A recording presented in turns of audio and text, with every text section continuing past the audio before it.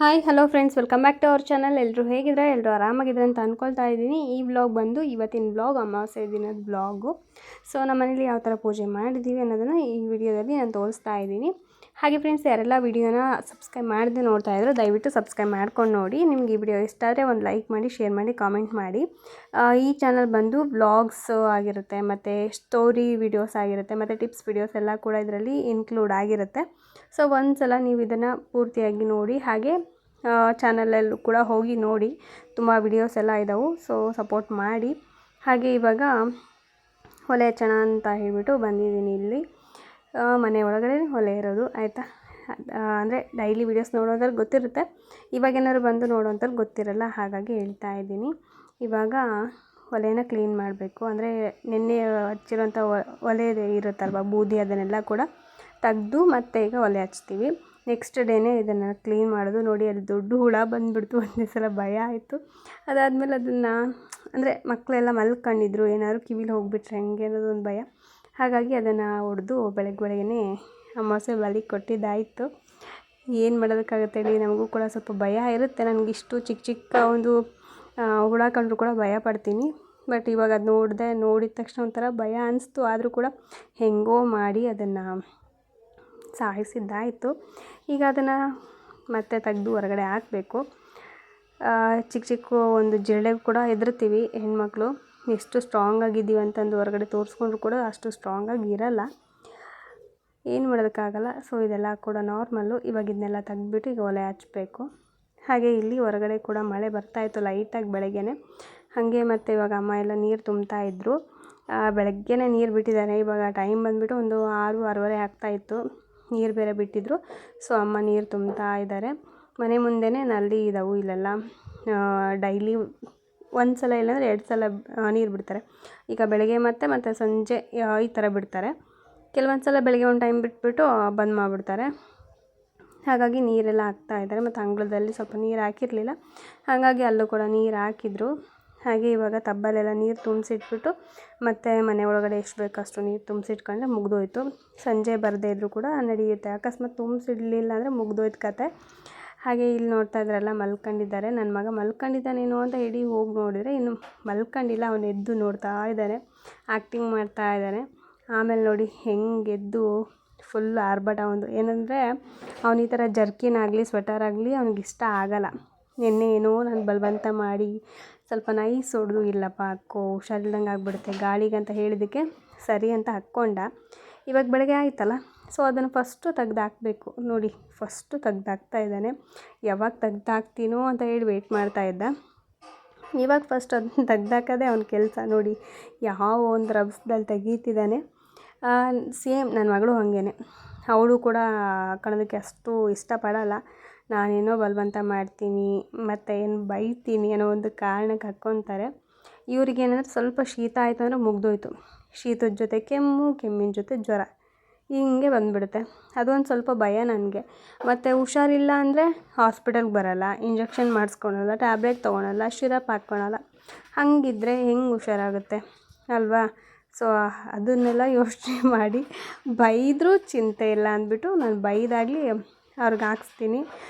ಇವಾಗ ಚೀಲದಲ್ಲೆಲ್ಲ ಬೆಂಡಿರುತ್ತಲ್ಲ, ಮೆಕ್ಕೆಜೋಳದ್ದು ಬೆಂಡು, ಅದೆಲ್ಲ ತೆಗ್ದಿಲ್ಲಿ ಹಾಕ್ತಾಯಿದ್ದೀನಿ ಒಲೆ ಹಚ್ಚೋದಕ್ಕೆ. ಇದೇನಪ್ಪ ಕಡಿಪಟ್ಟಣನೇ ಹಾಕ್ಬಿಟ್ಲು ಅಂತ ಅಂದ್ಕೋಬೇಡಿ, ಅಷ್ಟೊಂದು ಧಾರಾಳ ಮನಸ್ಸು ನಂದಲ್ಲ. ಯಾಕಂದರೆ ನಾವು ಹೆಣ್ಮಕ್ಳು ಏನಂದರೆ ಒಂದೊಂದು ರೂಪಾಯಿಗೂ ಕೂಡ ಯೋಚನೆ ಮಾಡ್ತೀವಿ. ಅದು ಖಾಲಿ ಕಡ್ಡಿಪಟ್ಟಣ ಆಯಿತಾ. ಸೊ ಅದನ್ನು ಒಲೆಗೆ ಹಾಕ್ತೆ. ಇವಾಗ ಅದೇನು ಬೆಂಡಿತ್ತು ಅದನ್ನೆಲ್ಲ ಕೂಡ ಎಷ್ಟು ಬೇಕು ಅಷ್ಟನ್ನು ಮಾತ್ರ ತೆಗೆದಿಟ್ಕೊಂಡು ಮತ್ತು ಚೀಲನೆಲ್ಲ ಕ್ಲೋಸ್ ಮಾಡಿ ಇಕ್ಬಿಡ್ತೀನಿ. ಪೂರ್ತಿ ಏನಾದರೂ ಹಾಕ್ಕೊಂಡೆ ಅಂದರೆ ಮುಗ್ದೋಯ್ತು. ಇದೆಲ್ಲ ತೊಗೊಂಡು ಒಲೆಯಲ್ಲಿ ತುರುಕ್ಬಿಟ್ಟು ನನ್ನ ಮಕ್ಕಳು ಎದ್ದು ಓಡೋಗ್ಬಿಡ್ತಾರೆ. ಹಾಗಾಗಿ ನಾನು ಎಷ್ಟು ಬೇಕು ಅಷ್ಟನ್ನು ಮಾತ್ರ ಮುಂದೆ ಇಟ್ಕೊಂಡು ಇವಾಗ ಒಲೆಯಲ್ಲಿ ಇಕ್ತಾಯಿದ್ದೀನಿ. 1-2 ಕಟ್ಟಿಗೆ ಮತ್ತು ಇದು ಬೆಂಡ ಇಟ್ಬಿಟ್ರೆ ನೀರು ಬೇಗನೆ ಕಾಯುತ್ತೆ ಮತ್ತು ಕಟ್ಟಿಗೆ ಜಾಸ್ತಿ ಹೋಗಲ್ಲ. ಹಾಗಾಗಿ ಇದನ್ನೆಲ್ಲ ಕೂಡ ನೋಡಿಕೊಂಡು ಮಾಡ್ಕೋಬೇಕು ಆಯಿತಾ. ಸೊ ಇವಾಗ ಈ ವಿಡಿಯೋ ಶೂಟ್ ಮಾಡ್ತಾ ಇರೋದು ನನ್ನ ಮಗಳು. ವಿಡಿಯೋಗ್ರಾಫರು, ಕೊರಿಯೋಗ್ರಾಫರು ಎಲ್ಲ ಅವಳೇ, ನನ್ನ ಮಗಳೇ. ಸೊ ಇವಾಗ ವಿಡಿಯೋ ಶೂಟ್ ಮಾಡ್ತಾ ಇದ್ದಾಳೆ ಪಪ್ಪಂದು. ಅವ್ರ ಪಪ್ಪ ಈಗ ಪೂಜೆ ಮಾಡ್ತಾಯಿದ್ರು. ಇವತ್ತು ಅಮಾವಾಸ್ಯೆ ಅಲ್ವಾ, ಸೊ ಹಂಗಾಗಿ ಪೂಜೆ ಮಾಡ್ತಾಯಿದ್ದಾರೆ. ನಿಂಬೆಹಣ್ಣೆಲ್ಲ ಕಟ್ ಮಾಡಿ ಇಕ್ತಾಯಿದ್ರು. ಹಾಗೆ ಹೊರಗಡೆ ಕೂಡ ಈಗ ನಿಂಬೆಹಣ್ಣೆಲ್ಲ ಬಾಗಿಲಿಗೆ ಕಟ್ ಮಾಡಬೇಕು. ಆಮೇಲೆ ಕಾಯಿ ಎಲ್ಲ ಹೊಡಿಬೇಕು. ಸೊ ಅದನ್ನೆಲ್ಲ ತೊಗೊಂಡು ಹೋಗ್ತಾ ಇದ್ದಾರೆ. ಟೈಮ್ ಕೂಡ ಆಗಿಬಿಟ್ಟಿತ್ತು ಇವತ್ತು, ದೇವಸ್ಥಾನ ಕೂಡ ಹೋಗೋದಿತ್ತು. ಹಾಗಾಗಿ ಟೈಮ್ ಆಗಿಬಿಟ್ಟಿತ್ತಲ್ಲ ಅಂದ್ಬಿಟ್ಟು ಬೇಗ ಬೇಗ ತೊಗೊಂಡು ಹೋದರು. ಇಲ್ಲಿ ನೋಡಿ ನನ್ನ ಮಗಳು ವಿಡಿಯೋ ಮಾಡಮ್ಮ ಅಂತಂದರೆ ಅವಳು ಅಲ್ಲಿಂದ ಇಲ್ಲಿಗೆ ಇಲ್ಲಿಂದ ಅಲ್ಲಿಗೆ ಹೋಗ್ತಾ ಇದ್ದಾಳೆ. ಅವಳು ಹೆಂಗೆ ಮಾಡ್ತಾಳೆ ಏನೋ ಅನ್ನೋದೊಂದು. ಆದರೆ ನಾನೇ ವಿಡಿಯೋ ಮಾಡ್ಕೊ ಅಂತ ನಿಂತ್ಕೊಂಡೆ ಅಂದರೆ ನನಗಿಲ್ಲಿ ಅಡುಗೆ ಕೆಲಸ ಆಗೋಲ್ಲ, ಮತ್ತು ಟಿಫನ್ ಎಲ್ಲ ಟೈಮ್ ಆಗುತ್ತೆ ಅವ್ರು ಸ್ಕೂಲಿಗೆ ಹೋಗೋದಕ್ಕಂತ ಅಂದ್ಬಿಟ್ಟು ಅವಳ ಕೈಯಲ್ಲೇ ಕೊಟ್ಟಿದ್ದೆ ನಾನು ವಿಡಿಯೋ ಮಾಡ್ಕೊ ಅಂತ ಹೇಳಿ. ಅವಳು ಈ ಥರ ವಿಡಿಯೋ ಮಾಡಿದ್ದಾಳೆ. ನನಗೆ ನಿಜವಾಗ್ಲೂ ಗೊತ್ತೇ ಇಲ್ಲ ಅವಳು ಈ ಥರ ವಿಡಿಯೋ ಮಾಡಿರೋದು. ಏನಂದರೆ ಇವಾಗ ಎಡಿಟಿಂಗ್ ಮಾಡ್ತಾ ಇದ್ದೀನಲ್ಲ, ಸೊ ಇವಾಗ ನೋಡ್ತಾ ಇದ್ದೀನಿ ನಾನು. ಜಸ್ಟ್ ವಾಯ್ಸ್ ಓವರ್ ಕೊಡ್ತಾನೇ ನೋಡ್ತಾ ಇದ್ದೀನಿ ಯಾವ ಥರ ಅವಳು ವಿಡಿಯೋ ಮಾಡ್ತಾ ಇದ್ದಾಳೆ ಅಂದ್ಬಿಟ್ಟು. ಇವಾಗ ನಿಂಬೆಹಣ್ಣ ಕಟ್ ಮಾಡಿಕ್ಕಿದ್ರು, ಆಮೇಲೆ ಕಾಯಿ ಹೊಡೆದು ಪೂಜೆ ಮಾಡೋದು. ಅಂದರೆ ಪ್ರತಿ ಅಮಾವಾಸ್ಯೆಗೂ ಕೂಡ ಹೀಗೆ ಇರುತ್ತೆ. ಮನೇಲಿ ನಾವು ಅಜ್ಜಯ್ಯನ ನಡ್ಕೊಳೋದ್ರಿಂದ ಅಜ್ಜಯ್ಯನಿಗೆ ಫಳಾರ ಎಲ್ಲ ಇಟ್ಬಿಟ್ಟು ಪೂಜೆ ಮಾಡ್ತೀವಿ. ಇವತ್ತು ಹೇಳ್ಬೇಕಂದ್ರೆ ನಾಗರ ಪಂಚಮಿ ಮತ್ತು ಭೀಮನ ಅಮಾವಾಸ್ಯೆ ಎರಡೂ ಒಂದೇ. ಸೊ ಭೀಮನ ಅಮಾವಾಸ್ಯೆ ಪೂಜೆ ಎಲ್ಲ ಮಾಡ್ತಾರೆ. ಸೊ ಏನಂದರೆ ಮನೇಲಿ ಅಷ್ಟೇ ಪೂಜೆ, ಕೆಲವೊಬ್ಬರು ಪಾದ ಪೂಜೆ ಎಲ್ಲ ಮಾಡ್ತಾರೆ, ಬಟ್ ನಮ್ಮ ಮನೇಲಿ ಅದೆಲ್ಲ ಇಲ್ಲ. ಕೆಲವೊಂದು ಮನೆಯಲ್ಲಿ ಅದು ನಡೆ ಇಲ್ಲ ಅಂದರೆ ಮಾಡೋಂಗಿಲ್ಲ ಅಂತ ಹೇಳ್ತಾರೆ, ಹಾಗಾಗಿ ನಾವು ಮಾಡಲ್ಲ. ಸೊ ಅದಕ್ಕೆ ನಾವು ಮಾಡ್ತಾ ಇಲ್ಲ ಅದನ್ನು. ಜಸ್ಟ್ ಮನೇಲಿ ಮಾತ್ರ ದೇವ್ರ ಪೂಜೆ ಮಾಡಿಬಿಟ್ಟು ಸುಮ್ಮನಾದ್ವಿ. ಇವಾಗ ಮನೆ ಒಳಗಡೆನೂ ಕೂಡ ದೇವ್ರಿಗೆ ಕಾಯಿ ಹೊಡೆದು ಪೂಜೆ ಮಾಡೋದು. ಸೊ ಈ ಬೇಗ ಬೇಗ ಪೂಜೆ ಅವ್ರು ಮಾಡ್ತಾ ಇದ್ದಾರೆ. ನನ್ನ ಪಾಡಿಗೆ ನಾನು ಇಲ್ಲಿ ತರಕಾರಿ ಎಲ್ಲ ಕಟ್ ಮಾಡ್ಕೊಳ್ತಾ ಇದ್ದೆ ಟಿಫನ್ಗೂ ಕೂಡ ಇವತ್ತು ಟೈಮ್ ಆಗಿಬಿಟ್ಟಿತ್ತು. ಆಲ್ರೆಡಿ 8 ಗಂಟೆ 8:15 ಆಗಿತ್ತು. ಇನ್ನು 9:30 ಅಷ್ಟರಲ್ಲಿ ಅವರು ಸ್ಕೂಲಿಗೆ ಹೋಗಬೇಕು. ಆಮೇಲೆ ದೇವಸ್ಥಾನಕ್ಕೆ ಕೂಡ ಹೋಗ್ತೀವಿ ಅಂತ ಎಲ್ಲ ಹೇಳ್ತಾಯಿದ್ರು. ಹಾಗಾಗಿ ನನ್ನ ಪಾಡಿಗೆ ನಾನು ತರಕಾರಿ ಕಟ್ ಮಾಡ್ತಾ ಇದ್ದೀನಿ. ನಾನು ವಿಡಿಯೋ ಮಾಡ್ತಾಯಿದ್ಲು. ಮಾಡಬೇಡಮ್ಮ ನನ್ನ ವಿಡಿಯೋ ಅಂದರೂ ಕೂಡ ಏನೂ ಆಗೋಲ್ಲ ಸುಮ್ಮನಿರಮ್ಮ ವಿಡಿಯೋ ಮಾಡ್ತೀನಿ ಅಂದ್ಬಿಟ್ಟು ಜಸ್ಟ್ ಹಂಗೆ ತೋರಿಸಿದ್ಲು. ಅವಳು ಕೈಲಿ ಕೊಟ್ಟರೆ ಹೀಗೆ ಇರುತ್ತೆ. ನಾವು ಏನು ಮಾಡಬೇಡ ಅಂತ ಹೇಳ್ತೀವೋ ಸೊ ಅದನ್ನೇ ಮಾಡೋದವಳು. ನಾವು ಏನು ಮಾಡು ಅಂತ ಹೇಳ್ತೀವೋ ಅದನ್ನು ಮಾತ್ರ ಮಾಡಲ್ಲ, ಆ ಥರ. ಆಮೇಲೆ ನಾನು ಫೋನ್ ಕಸ್ಕೊಂಡ್ಬಿಡ್ತೀನಿ ನೋಡು, ನಾನು ಕೊಡಿಲ್ಲ ನನ್ನ ಫೋನು, ನಾನು ಮಾಡ್ಕೋತೀನಿ ವಿಡಿಯೋ ಅಂತಂದು ಸ್ವಲ್ಪ ಗದ್ರದೆ ಅಂದರೆ ಸರಿ ನೀನು ಹೇಳ್ದಂಗೆ ಮಾಡ್ತೀನಿ ಸುಮ್ಮನಿರು ಅಂತ ಹೇಳಿ ಆಮೇಲೆ ವಿಡಿಯೋ ಚೆನ್ನಾಗಿ ಮಾಡ್ತಾಳೇನೋ ಅಂತ ಅನ್ನೋ ಥರ ಇಟ್ಕೊಂಡಿರ್ತಾಳೆ. ಏನೋ ಮಾಡಿದ್ದಾಳೆ ನೋಡಿ. ಏನಂದರೆ ಅವಳು ಈಗ ಜಸ್ಟ್ ಫಸ್ಟ್ ಸ್ಟ್ಯಾಂಡರ್ಡ್ ಅವಳಿಗೆ ಅಷ್ಟೊಂದು ಗೊತ್ತಾಗಲ್ಲ ಮಾಡೋದಕ್ಕೆ. ನನ್ನ ಮಗನೇ ಇವಾಗ ಅವನಿಗೆ ಅಷ್ಟು ಗೊತ್ತಿರಲ್ಲ, ಯಾಕಂದರೆ ನಾನು ಜಾಸ್ತಿ ಅವ್ರ ಕೈಲಿ ಫೋನ್ ಕೊಡಲ್ಲ. ಟ್ರೈಪೋಡಲ್ಲಿ ಇಟ್ಕೊಂಡು ನಾನು ವೀಡಿಯೋಸ್ ಮಾಡೋದು. ಬಟ್ ಟ್ರೈಪೋಡಿಂದ ಸ್ವಲ್ಪ ಪ್ರಾಬ್ಲಮ್ ಆಗಿರೋದಕ್ಕೆ ನಾನು ಕೈಯಲ್ಲಿ ಕೊಟ್ಟು ವೀಡಿಯೋಸ್ ಮಾಡಿಸ್ತಾ ಇದ್ದೀನಿ. ಮತ್ತು ಈ ಪೂಜೆ ಮಾಡೋ ಟೈಮಲ್ಲಿ ಏನಂದರೆ ಒಳಗೂ ಹೊರಗೂ ಎಲ್ಲ ಓಡಾಡ್ತಾ ಇರ್ತೀವಲ್ಲ, ಸೊ ಒಂದು ಸೈಡೇ ಇಟ್ಬಿಟ್ರೆ ಸರಿ ಹೋಗಲ್ಲ. ಯಾರಾದರೂ ವೀಡಿಯೋಸ್ ಮಾಡಿದರೆ ಚೆನ್ನಾಗಿರುತ್ತೆ ಅನ್ನೋ ಕಾರಣಕ್ಕೆ ನಾನು ವೀಡಿಯೋ ಮಾಡು ಅಂತ ಕೊಟ್ಟಿದ್ದೀನಿ. ಹಾಗಾಗಿ ನನ್ನ ಮಗಳು ಈ ಥರ ವೀಡಿಯೋಸ್ನ ಮಾಡ್ತಾ ಇದ್ದಾಳೆ. ಸೊ ಹೇಗಿದೆ ಅನ್ನೋದನ್ನ ಕಾಮೆಂಟ್ ಮಾಡಿ ತಿಳಿಸಿ. ಹಾಗೆ ಫ್ರೆಂಡ್ಸ್, ದಯವಿಟ್ಟು ಯಾರೆಲ್ಲ ಸಬ್ಸ್ಕ್ರೈಬ್ ಮಾಡಿಲ್ವೋ ದಯವಿಟ್ಟು ಸಬ್ಸ್ಕ್ರೈಬ್ ಮಾಡ್ಕೊಳ್ಳಿ. ಹಾಗೆ ನಿಮ್ಗೆ ಏನು ಅನಿಸ್ತು ಅಂತ ಹೇಳಿ ಕಾಮೆಂಟ್ ಮಾಡಿ. ಹಾಗೆ ಒಂದು ಚಿಕ್ಕ ಲೈಕ್ ಕೊಡೋದನ್ನು ಮಾತ್ರ ಮರಿಬೇಡಿ.